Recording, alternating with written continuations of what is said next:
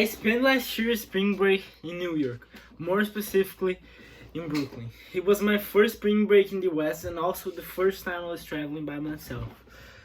When I was a kid, I used to watch a lot Everybody Hates Chris, and so I had this pre-existing image that Brooklyn was a neighborhood that was composed only of black people, and I thought when I get there, I would only see graffitis, black people, and lots of barbershops. However, it took me less than 1 minute to realize I was completely wrong once I got in Brooklyn. So when I stepped out of the train station, I saw a couple walking with their child. They were wearing black clothes and special hats. I've never seen those hats before, and I thought to myself that was not so unusual to me. I knew I saw it somewhere in the movies, maybe, and then I saw another couple wearing almost the same clothes, and then another one, and another one. And as I walked through the streets, I saw lots of couples just exactly like this one, or at least very similar. They were most part with their child. They were wearing those black vestments and those special hats. Some of them had some special hairs, and I realized that they were Jewish people, but I really didn't know a lot about the Jewish religion. I was really intrigued. I remember I texted my mom, I talked to some friends about that, and so I started searching about more about the meaning of those clothes. And here's what I found out. So clothing is a key element of a culture. But first, let's define what culture is. Culture is a set of patterns of human activity within a community or social group, and the symbolic structures that give significance to such activity.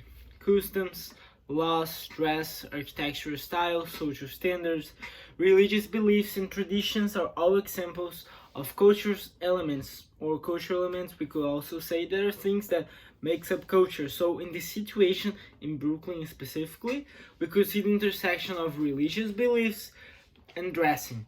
So the Jewish vestments have a religious meaning and is the result of years of Jewish tradition. However, it does not only have a religious significance, as it also reflects social status, emotional states, and even the Jews' relation with the outside world. We could consider us, the Christian, the Catholics, the outside world. And although no specific costume was ever mandated by Jewish law, certain dress codes have been clearly identified with the Jewish people throughout the ages.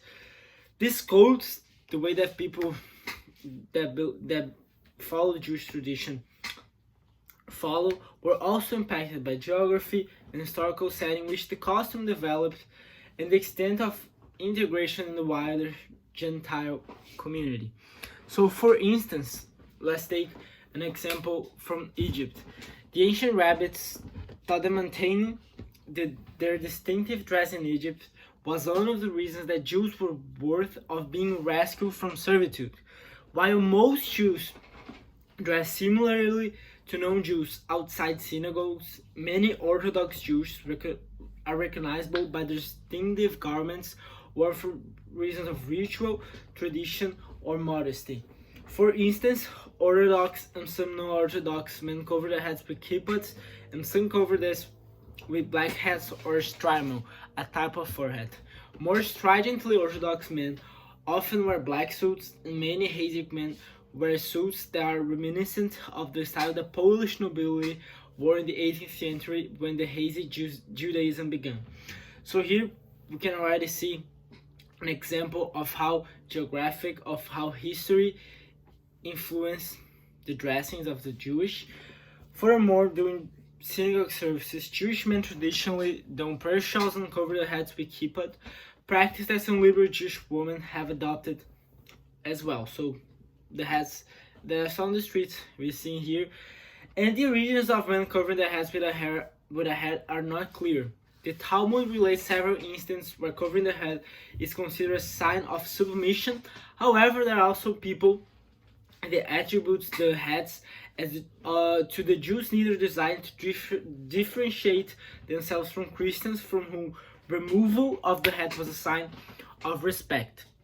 by the 16th century, it had become common enough to be codified as normative behavior among the more observant, who still cover their heads all day, or at least during prayer and study.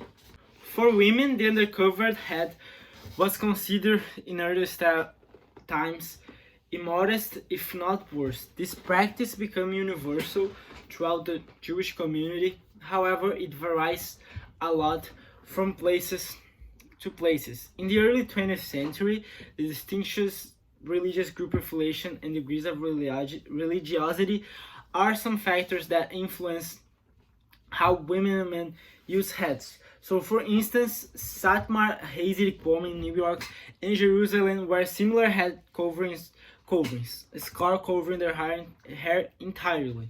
The women of the Notary Carta and the most extreme groups shave their hair and cover their head with a tight black scarf, whereas the Bel Hasidic women wear a wig and a small cap on top of it. Sephardi Oriental women in Israel do not wear wigs, but fashionable hats and scarves.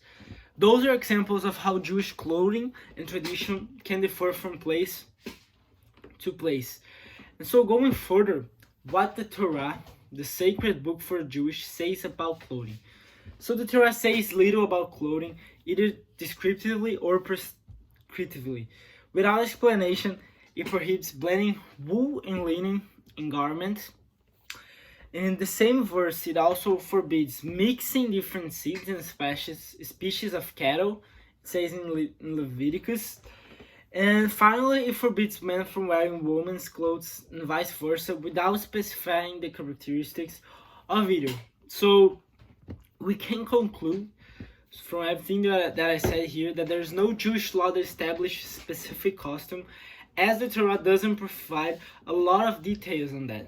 Certain dress codes have been clearly identified with the Jewish people throughout the ages, through the centuries, and I could see in New York. And despite the fact that there's no universal Jewish custom, they're still there. They are widespread throughout the world in their own characteristics. And the difference in the costumes can be explained by the geography and historical setting and the interaction between Jewish and the outside world, just as I interacted with the Jewish when I spent my last spring break in New York. And to finish this presentation, I'm gonna show you a picture that really represents it. Is very similar to what I saw there. A couple walking with their child wearing a special black suit with a hat.